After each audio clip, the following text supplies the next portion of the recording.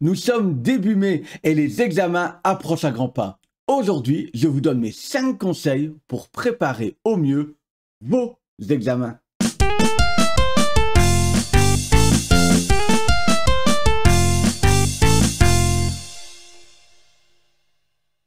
Bonjour à tous, les périodes d'examen sont sûrement les moments les plus stressants de la vie des étudiants.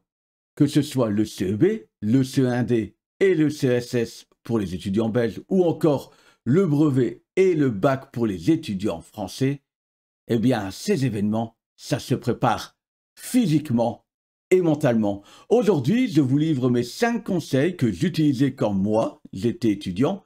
Et franchement, ça m'a plutôt bien réussi.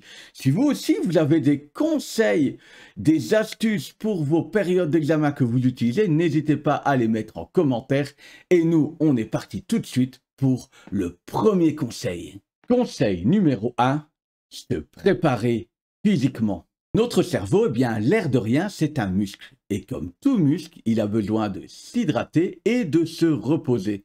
Le mois de mai est le moment idéal pour le remettre en forme.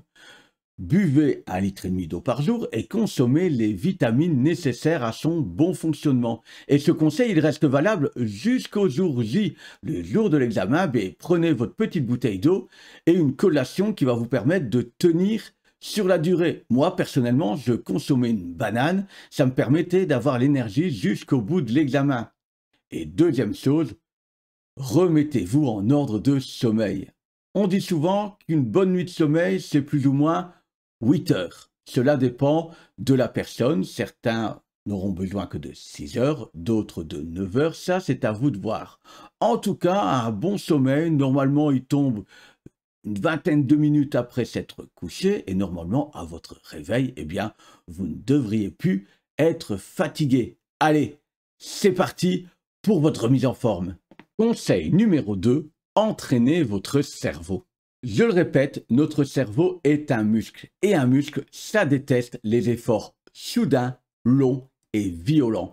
Il est donc préférable d'effectuer des séances de travail courtes, voire moyennes, de manière régulière, plutôt que des séances de travail longues et ponctuelles. Notre cerveau est ainsi fait. Il retient d'autant mieux qu'il répète.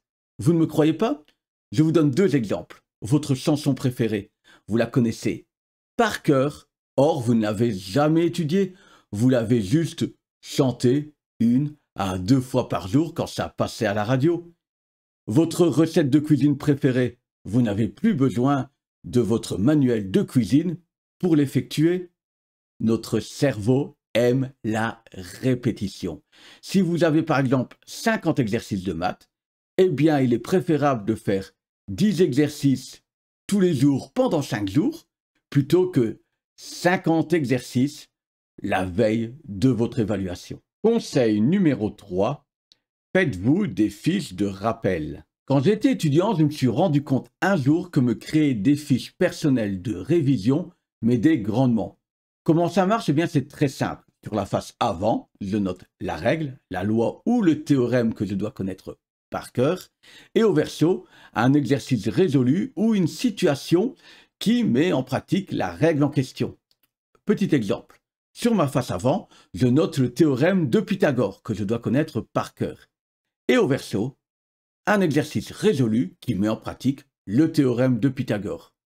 Avec le recul, je me rends compte que cette technique mettait en place la répétition qui est nécessaire à notre cerveau pour mieux retenir.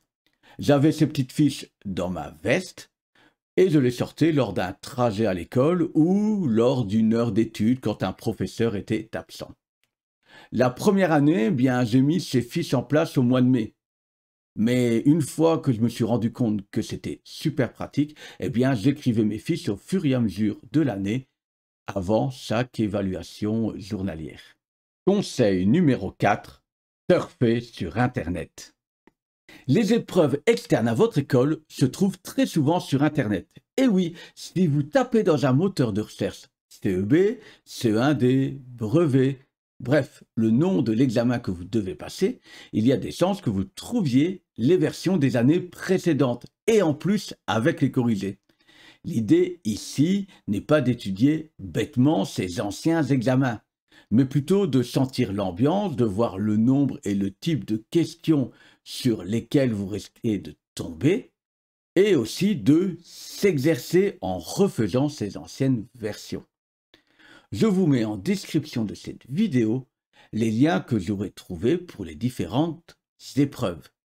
Oui, je sais, je suis trop bon. Oh, mais qu'il est bon, que je suis bon. Conseil numéro 5, évaluez rapidement votre examen. Nous sommes le jour J et vous avez votre questionnaire devant vous. Mon dernier conseil est de faire un tour rapide du propriétaire pour analyser votre examen. Déterminez les questions qui vous semblent faciles et les questions qui vous semblent difficiles et mettez ensuite un plan d'action en place. Moi, personnellement, je commençais toujours par une question facile pour me mettre en confiance. Et puis j'alternais questions faciles, questions difficiles. Comme ça, je m'octroyais des pauses sur les questions faciles qui me demandaient en tout cas moins de ressources. Pour clôturer mon examen, je choisissais toujours une question facile. Comme ça, je quittais l'examen avec une sensation positive. Je sais par exemple que certains de mes étudiants, eux, préfèrent commencer par les questions faciles pour essayer d'engranger un maximum de points et clôturent l'examen avec les questions difficiles. Bref, analysez votre examen et mettez un plan d'action en place. Voilà, j'espère que ces 5 conseils vous auront aidé ou du moins amené une réflexion sur votre manière d'aborder les examens.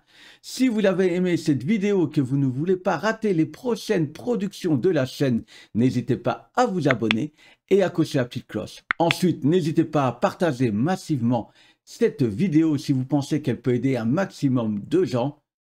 Et si vous voulez plus de contenu pédagogique, n'hésitez pas à vous rendre sur enseignant.be, la plateforme pédagogique partenaire de la chaîne. Moi, je vous souhaite bon courage pour vos périodes d'examen, force et robustesse. Nous, on se dit à tout bientôt pour de nouvelles aventures mathématiques et pédagogiques. Et ciao, ciao!